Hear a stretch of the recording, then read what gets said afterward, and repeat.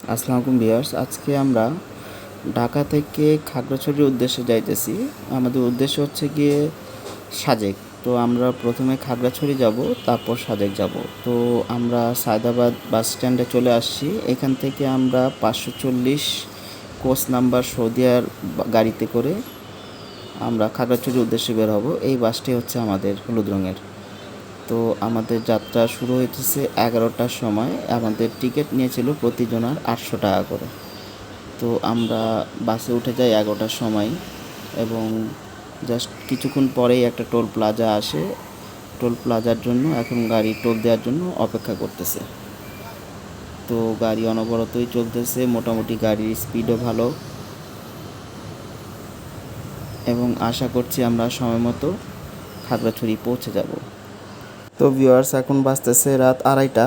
আমরা কুমিল্লায় time square পৌঁছে গেছি। এখন এই যে টাইম স্কোয়ার যে রেস্টুরেন্টটা, এটা হচ্ছে গিয়ে সৌদির গাড়ির হয়তো ডিপো। এখানে সব সৌদি গাড়ি দেখা যাইতেছে। এটা হচ্ছে টাইম স্কোয়ারের দ্বিতীয় তলা। রেস্টুরেন্টটা সুন্দর আছে, বেশ বড় আকৃতির একটা রেস্টুরেন্ট। দ্বিতীয় তলায় এটা আপনার যে খাবার প্লেসটা, এটাও খুব সুন্দর করে ওরা করেছে। তো এখন বাজতেছে 2:30। সাধারণত আমি খেয়েই উঠি বাসে। আমরাও সবাই খেয়ে উঠেছি আজকে। আজকে কেউ এখানে হয়তো খাওয়া দাওয়া করবো না, যেহেতু 2:30 বাজতেছে। এখনও আমরা তেমন ঘুম হয়নি, সারা রাস্তায় কথা বলেছি, গল্প করেছি। তো এখান থেকে হয়তো 20 মিনিটের যাত্রা বিরতি আছে। 20 মিনিট পরে হয়তো আমরা শুরু করব আবারও খাগড়াছড়ির উদ্দেশ্যে।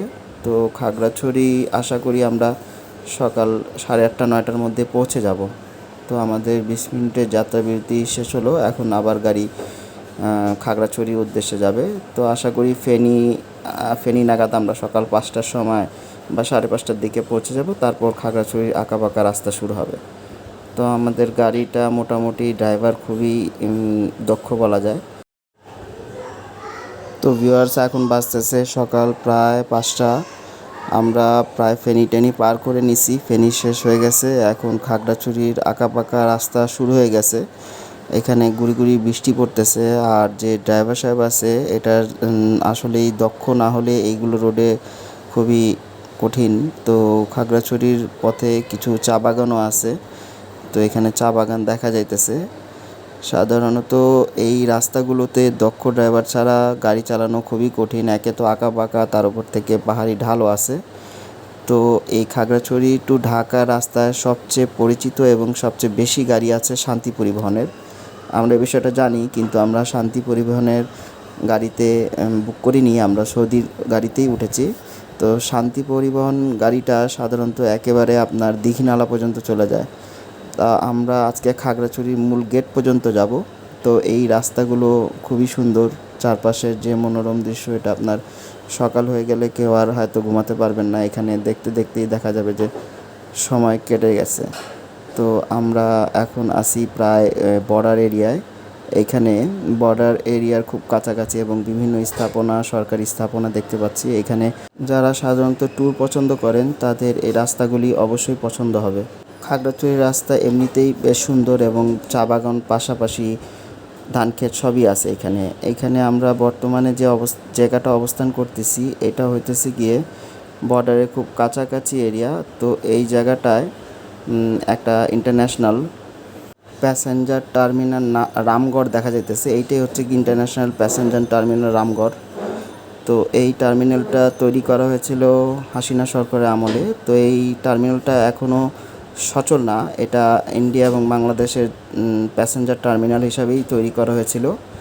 তো খুব বড় স্থাপনা এটা। এখান থেকে আমরা গাড়ি থেকেই দেখতে পাচ্ছি যে বর্ডার এরিয়ার যে দুই পক্ষের দুই সাইডের যে স্থাপনাগুলো, এখানে যে বড় স্থাপনাগুলো দেখা যাইতেছে, এইগুলা ইন্ডিয়ান সাইড থেকে এক পাশে এবং বাংলাদেশ সাইড থেকে এক পাশে নির্মাণ করা হয়েছে। যদি বড় আকারের আমাদের ম্যান পাওয়ার বা আমাদের লোকজন যাওয়া আসা করে, তাহলে এই টার্মিনালটা খুবই উপযোগী হিসেবে কাজ করতো। এখান থেকে কিছুটা আগে বললে দেখা যাবে যে ইন্ডিয়ান কিছু স্থাপনা এবং ইন্ডিয়ান কিছু রাস্তা আছে।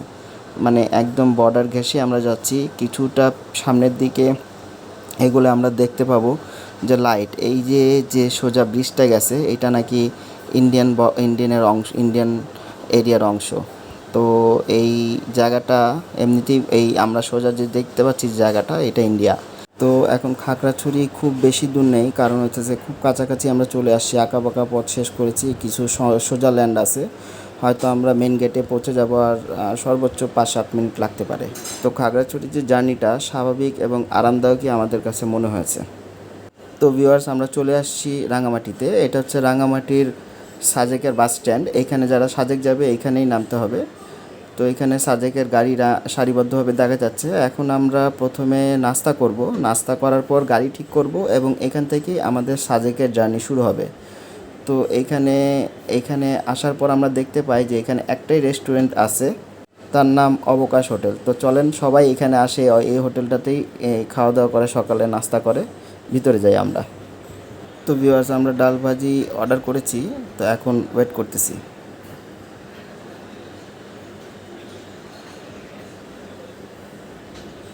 সাজেকগামী সকল প্যাসেঞ্জার এখান থেকে নাস্তা করে ভিউয়ার্স। তো যেহেতু সাজেক একটা লং জার্নি, তাই হালকা খাবারই সবাই বেছে নেয়।